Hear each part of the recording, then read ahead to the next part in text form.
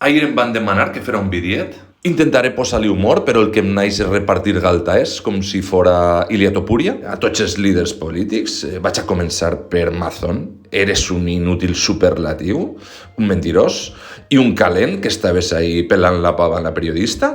I tota la tropa de conselleres inútils que té. Estes conselleres no sabrien ni anar al mercat a comprar peres.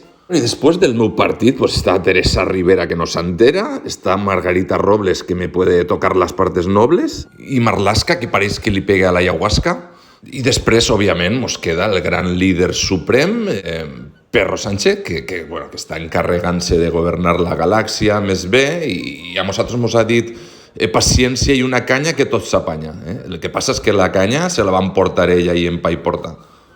Estic hasta els collons ja de la situació, i tota la gent jove m'està dient que tinc que donar un pas avant, que pese a que sóc un boomer, me diuen «Hey bro, eres un fucking líder, eres el Zelensky valencià», i ordene mobilitzar a tots els cossos i forces de seguretat de l'Estat, com dia una amiga, quins cossos, quins culets.